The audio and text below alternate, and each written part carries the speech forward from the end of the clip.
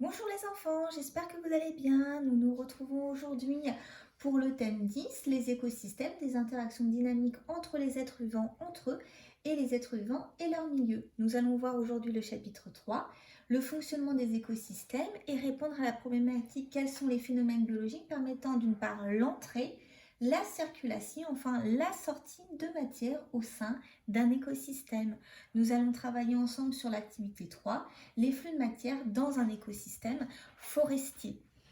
Pour commencer, voici un schéma d'un réseau trophique dans l'écosystème forêt tempérée. On vous indique que les relations de consommation conduisent à l'établissement de chaînes alimentaires et que l'ensemble de chaînes alimentaires dans un même milieu correspond à des réseaux trophiques qui assure une circulation de la matière dans l'écosystème forestier, avec à la base la biomasse des producteurs, sachant que la biomasse correspond à la masse totale de matière vivante dans un écosystème.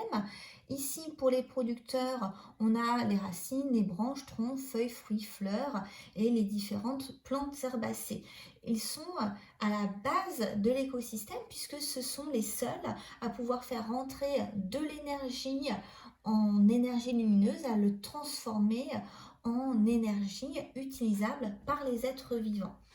Ces producteurs peuvent être consommés par des consommateurs, notés ici en rose. Nous avons des consommateurs primaires qui vont directement manger des producteurs ou alors des consommateurs secondaires qui vont manger des consommateurs primaires. Et enfin, en bleu, la biomasse des décomposeurs, on voit ici vers de terre et cloporte, qui sont un petit peu à part et qui permettent de recycler la matière organique qui va pouvoir être consommée, morte plus généralement, en matière minérale qui va pouvoir être réutilisée par exemple par les arbres pour leur croissance. Ce qu'il faut savoir, c'est qu'au sein d'un écosystème, on a différents niveaux trophiques qui peuvent être représentés par des rectangles dont la surface est proportionnelle à la productivité du niveau trophique étudié. Et l'ensemble est appelé la pyramide des biomasses. On a à la base de cette pyramide les producteurs primaires qui sont autotrophes, auto soi-même, trophe ça vient du grec qui veut dire se nourrir, donc capable de se nourrir soi-même. Et au-dessus de cette base, nous aurions les consommateurs primaires, les consommateurs secondaires, voire même des consommateurs tertiaires, pourquoi pas, qui sont hétérotrophes et donc qui ont besoin que la matière organique soit déjà fabriquée pour la consommer et pour pouvoir fabriquer leur propre matière organique. Notons ici qu'il y a écrit que ça devait être proportionnel. Quand vous voyez les valeurs et les rectangles, on voit que ce n'est pas proportionnel parce que ça serait difficile d'avoir quelque chose de lisible si cela l'était réellement. Maintenant que nous avons compris ensemble d'un aspect global ce qu'était une pyramide,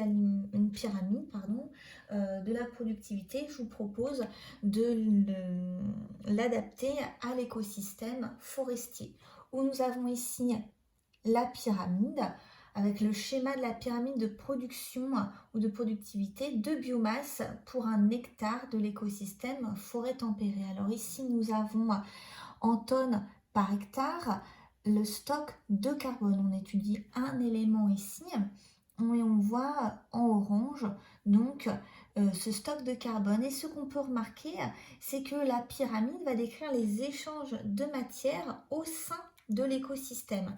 Et dans l'écosystème forêt, on va constater que globalement, sur une année, seule la biomasse des producteurs primaires augmente. Regardons ça de plus près. Grâce à la photosynthèse, on a donc un flux de carbone de 15 tonnes par hectare par an.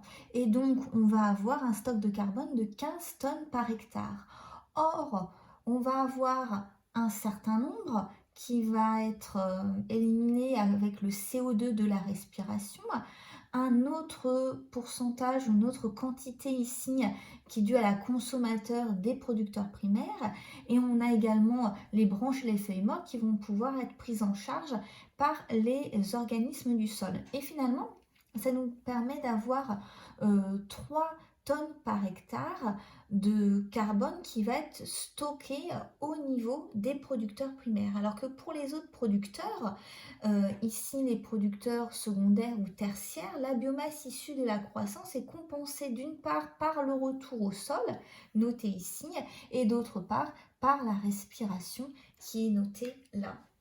Donc, d'une façon générale, on voit la place d'un être vivant dans une chaîne alimentaire et ça va permettre de définir son niveau trophique.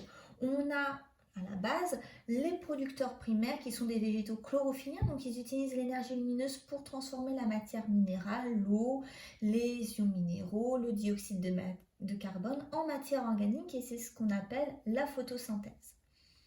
Les producteurs primaires sont dits autotrophes car ils sont à la base de la production de matière organique. D'autre part, on a un ou plusieurs niveaux de consommateurs, primaires, secondaires, et les consommateurs se nourrissent de matière organique, ils sont dits hétérotrophes. Ils dépendent donc des producteurs, soit directement dans le cas des phytophages, on voit ici les consommateurs primaires, ou soit indirectement dans le cas des zoophages, donc consommateurs secondaires ou d'ordre supérieur. Et enfin, nous avons un dernier niveau, le niveau des consommateurs du sol qualifiés de décomposeurs. Les différentes notions qui ont été énoncées lors de ce diapo peuvent être retrouvées ici pour pouvoir le relire. Si nous continuons sur le devenir de la matière ingérée par un consommateur, ici nous aurions une feuille et là une chenille qui ne va pas consommer l'ensemble de la feuille mais seulement une partie de la biomasse d'un niveau trophique est ingérée. Bon, voilà, c'est ce que je vous disais, comme quoi les chenilles mangent un morceau de feuille et pas tout l'arbre, et on aurait une partie de la matière ingérée non assimilable qui est rejetée dans les excréments. Sur la partie assimilée, on aurait une fraction qui est dégradée par la respiration et finalement seulement 1% permettrait de constituer la biomasse de l'animal et participer à sa croissance. Le reste, qui est noté là, de la biomasse non ingérée, n'est donc pas utilisé par les prédateurs et peut être mis à disposition des décomposeurs. Alors comme décomposeurs, nous pouvons voir par exemple un nématode, ici qui fait quelques dizaines de micromètres. Rappelons que 10 micromètres, c'est la taille typique pour une cellule animale. Nous voyons dans ces trois graphiques l'évolution de la masse de matière sèche totale, donc tige et racine, en fonction du temps d'incubation, avec en vert ou en l'absence en rouge de nématodes dans la communauté du sol. Sur ce même type de graphique, nous pouvons retrouver l'évolution de la masse en azote et l'évolution de la masse de phosphore de la plante en fonction d'un temps d'incubation, pareil en présence ou en absence de nématodes. Qu'est-ce qu'on voit? Nous voyons que sur le premier graphique, on aurait à peu près 20% de biomasse supplémentaire avec la présence de nématodes qu'en son absence. Pour l'azote, on aurait à peu près 8% d'azote minéral dans la plante avec le nématode, enfin la présence de nématodes que sans, et pour le phosphore, on est à 7% supplémentaire. Or, c'est grâce certainement à l'azote et au phosphore qui est plus disponible dans le sol, donc qui peut être prélevé plus efficacement par la plante, qu'on peut avoir une biomasse totale qui augmente. Donc ici, les décomposeurs seraient importants pour pouvoir reminéraliser des éléments du sol qui ne sont pas utilisables tels quels par les plantes. Si on resitue les nématodes au sein ici des organismes du sol, il serait ici sur ce schéma, on voit le rôle des organismes du sol dans la minéralisation de la matière organique. Et donc les décomposeurs utilisent la matière organique morte, soit qui provient des producteurs, soit qui provient des consommateurs morts, et les transforment en matière minérale, notée ici, ou matière inorganique.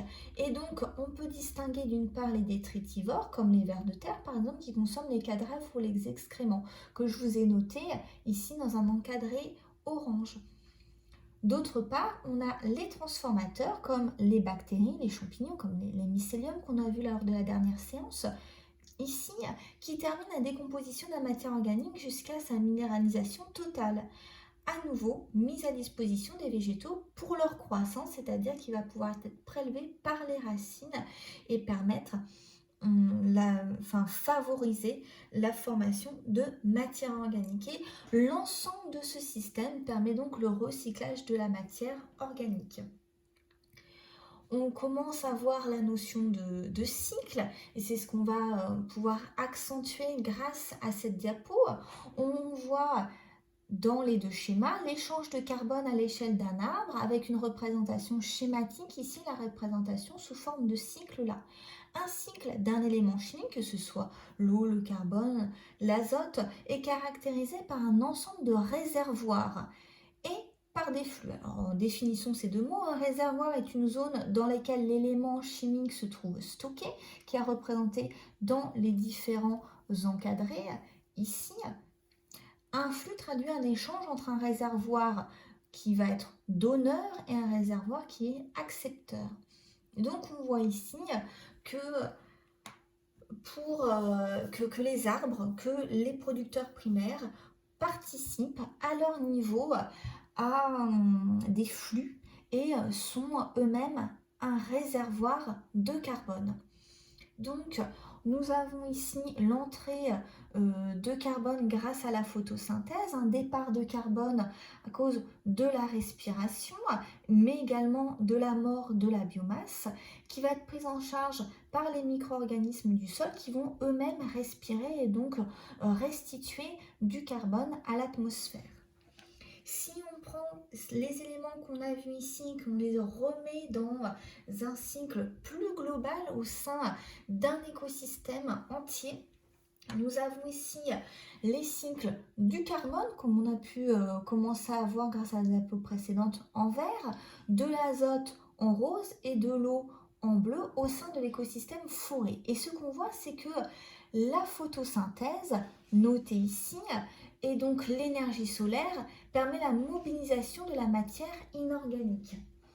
L'écosystème étant parcouru par des flux de matière qui passent d'un niveau trophique au suivant, la matière organique créée va fournir l'énergie nécessaire à tous les êtres vivants grâce à la respiration, la fermentation qui va utiliser la matière organique pour pouvoir avoir de l'énergie qui est indispensable à l'être vivant. Lors de ces phénomènes, la matière est en partie recyclée, donc grâce à respiration, fermentation, mais elle l'est également grâce à la biocénose, donc je rappelle l'ensemble des êtres vivants du sol. Nous avons ainsi fini le chapitre 3 sur le fonctionnement des écosystèmes. Nous allons pouvoir passer au bilan. Donc sur le bilan 3, nous voyons que les êtres vivants sont impliqués dans des flux de matière, que ce soit l'eau, le carbone, l'azote ou autre, au sein d'un écosystème. Et comme quoi les êtres vivants permettent l'entrée, donc grâce par exemple à l'absorption racinaire, grâce à la photosynthèse, ce qui produit de la matière organique. Donc on est plutôt au niveau des producteurs primaires, donc photosynthèse, les éléments minéraux, le CO2 qui va être absorbé. Ça va circuler au sein des différents niveaux trophiques et on va avoir ces flux de matière qui vont pouvoir sortir soit par l'évapotranspiration, donc qui s'applique ici plutôt aux producteurs primaires, mais également grâce à la respiration des autres êtres vivants, mais également sortie par exemple du sol à cause de l'érosion qui n'est notée ici. Une partie de la matière est recyclée, notamment grâce aux décomposeurs du sol qui vont peut-être plus être notés ici. L'effet des écosystèmes dans les cycles géochimiques, donc géo plutôt pour la terre, et chimique pour les éléments chimiques, donc les éléments chimiques sur terre, ainsi constitués se mesurent par des bilans d'entrée et de sortie de matière au sein des différents réservoirs. Nous avons donc fini la séance qui présentait le fonctionnement des écosystèmes. J'espère que vous avez passé un agréable moment en ma compagnie. Je vous dis au revoir et à la prochaine séance.